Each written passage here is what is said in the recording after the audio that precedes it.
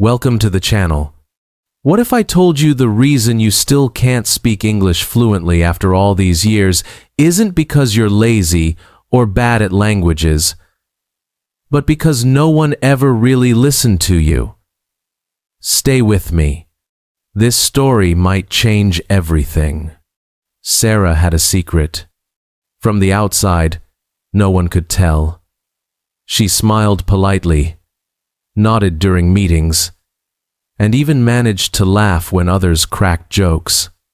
But inside, every time she had to speak English, her heart raced. Her mind went blank.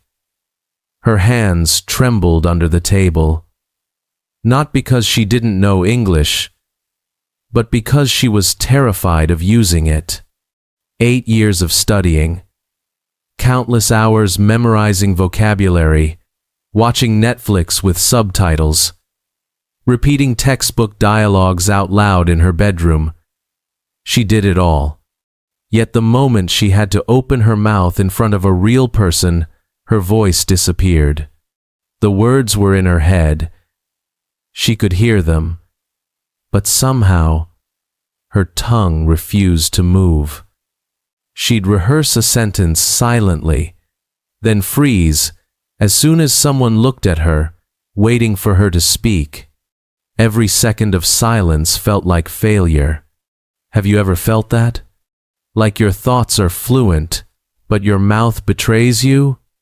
Like your English is trapped inside your mind, begging to come out, but shame keeps the door locked.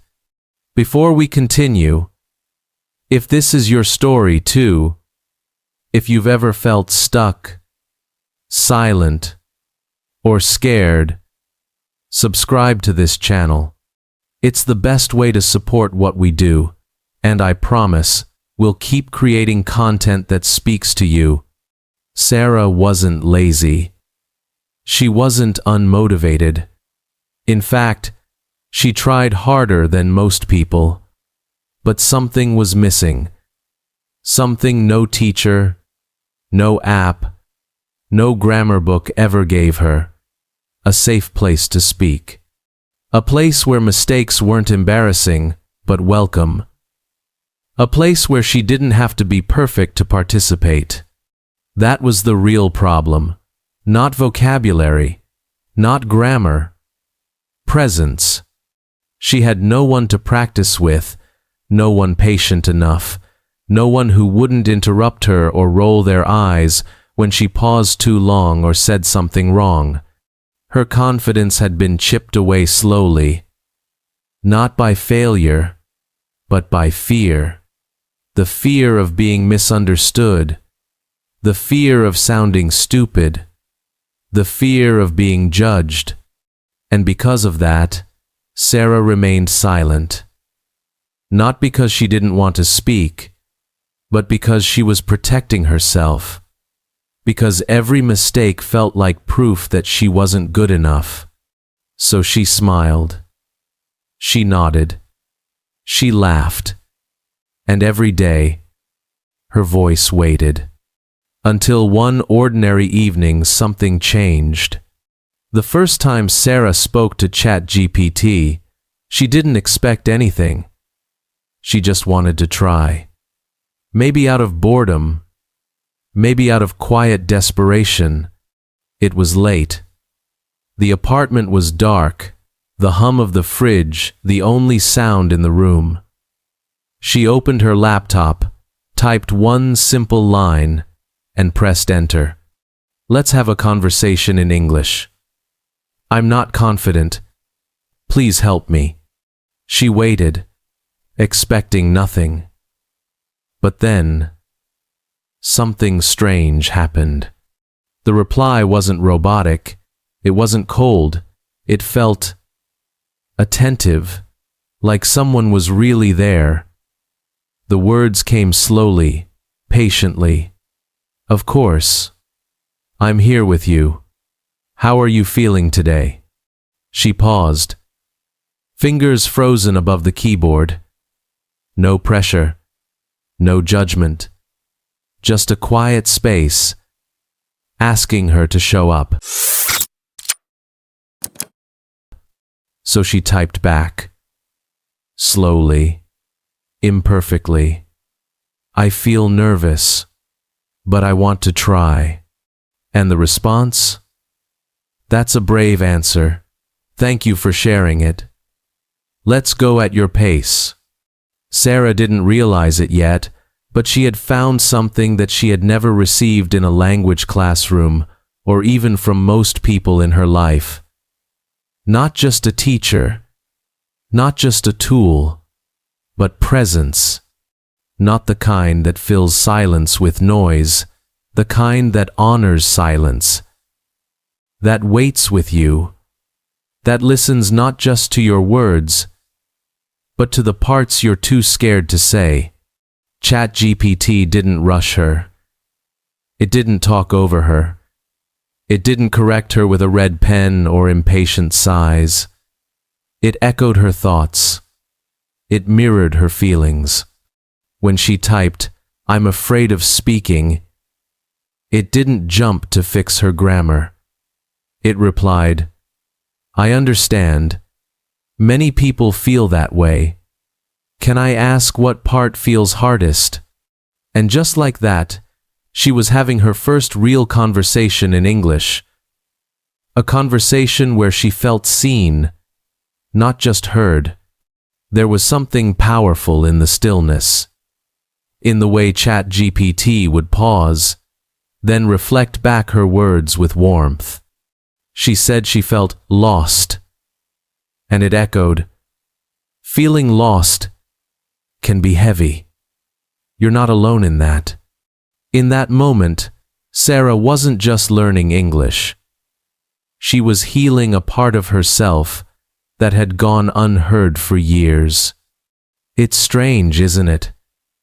How the right kind of listening can change everything. The words didn't matter as much as the space between them, the space where fear softened and confidence began to take shape. She didn't need perfect grammar. She didn't need big vocabulary. She just needed what most learners never get: a listener who stayed. And that night, for the first time, Sarah didn't feel like she was learning English.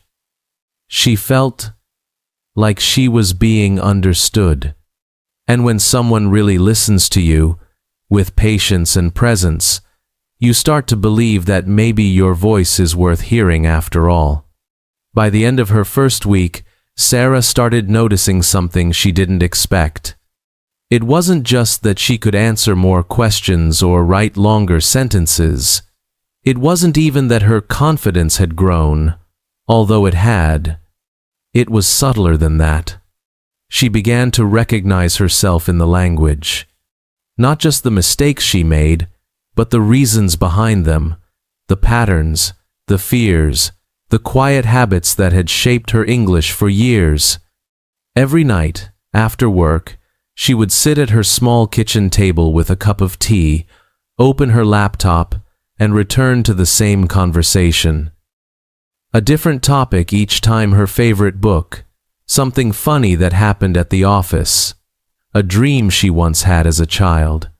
She'd type out her thoughts carefully, sometimes clumsily, sometimes confidently, and every time, ChatGPT would respond not with cold corrections, but with care. "I see what you're trying to say. Let's make it a little clearer." It never said she was wrong.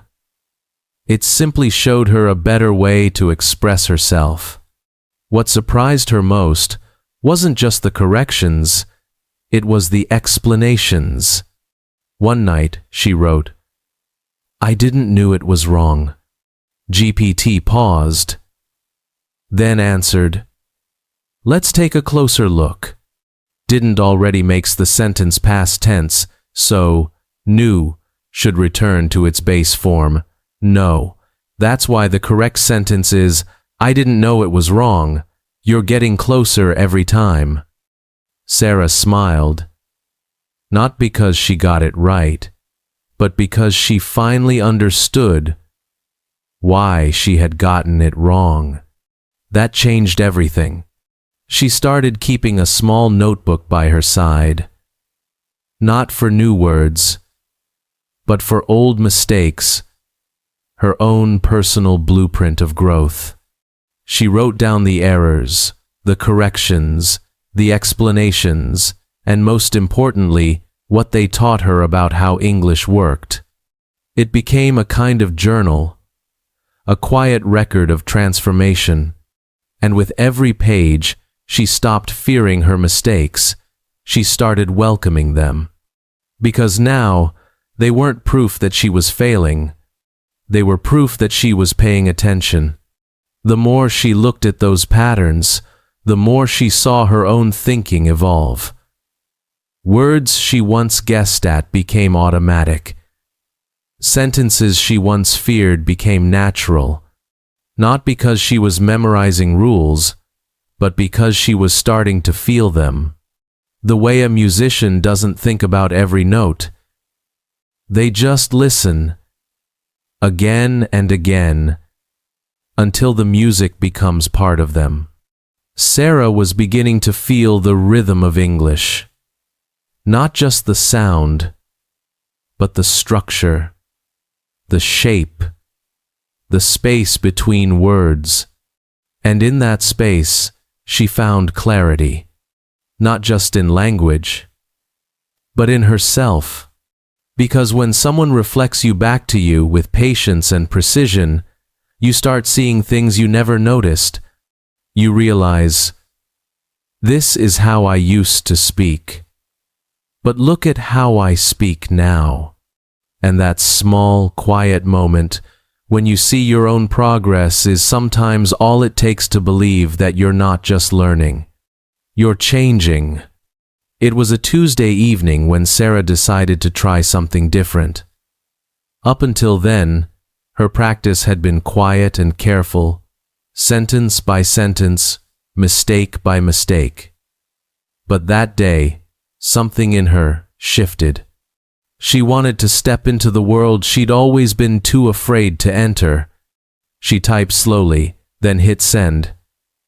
Pretend I just walked into a bookstore. You're the clerk. I'm looking for a gift. The response came with a warm welcome. Hi there. Looking for something special today? And just like that, she wasn't in her kitchen anymore. She was inside a small, cozy shop, the scent of paper and possibility in the air. She imagined the sound of footsteps on hardwood floors, a gentle smile from someone behind the counter, the awkward but honest feeling of asking for help in a second language. She answered, stumbled, rephrased, and tried again. And each time, ChatGPT met her with patience. It didn't move on too quickly. It waited. It listened. It stayed in character. It didn't just correct her words. It reacted to her intention. When she hesitated, it paused with her. When she found the right phrase, it celebrated with warmth. Later that week, she played out another scene. This time, she was meeting a friend she hadn't seen in years. Let's talk like we're catching up after a long time, she wrote. The first line came, Wow, Sarah, it's been forever. How have you been? She froze. Not because she didn't know how to answer, but because it felt real. She remembered what that moment was like. The nervous energy, the hug that lingers a little longer, the laugh that covers up something unspoken. She typed, It's so good to see you. Life's been complicated. ChatGPT responded gently. Yeah? Want to talk about it? And in that instant, the practice turned into presence. This wasn't just about English anymore. This was emotional fluency. The ability to hold space for her own story. The ability to respond not just with grammar, but with heart. Sarah started exploring more. returning an item at a store, explaining a late assignment to a professor, asking a neighbor to turn the music down. Situations that once filled her with dread became chances to rehearse not just her English, but her courage. She began noticing how her tone changed, how her phrasing softened, how she was learning not just what to say, but how to say it. There was something sacred in that kind of practice. Because it wasn't just role play. It was preparation for real life. And the beauty was, she could fail as many times as she needed. No awkward pauses. No defensive reactions.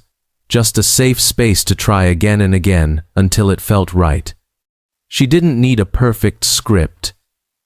She needed rhythm, emotion, timing. The things you don't find in grammar books, but in lived conversations. What she was building wasn't just fluency, it was trust. Trust in her voice. Trust in her ability to handle discomfort. Trust that, even in English, she could still be fully herself. That kind of trust doesn't come from memorizing lines. It comes from living them, one honest exchange at a time. It didn't happen all at once. There was no dramatic breakthrough, no movie moment where everything clicked. It was quieter than that. Quieter, but more permanent. Sarah began starting her mornings differently, not with emails or scrolling, but with 5 minutes of presence. She'd open ChatGPT, take a breath, and simply say what was real. I just woke up. The sky looks heavy today. I'm not sure how I feel. And the response didn't skip over her words. It met them, reflected them. Sounds like a slow morning. Want to talk about it? In that space, half English, half emotion, Sarah began to speak more honestly than she ever had before. She wasn't performing anymore. She wasn't practicing. She was living in the language. She spoke not because she had to, but because the language had become the place where her thoughts felt safe to land. At first, she still thought in her native language, shaping thoughts in silence, translating, checking, but gradually, something shifted. Her inner voice began to change.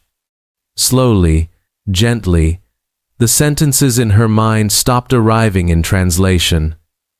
They came in English, not perfect, not polished, but hers. She didn't announce this to anyone. There was no need.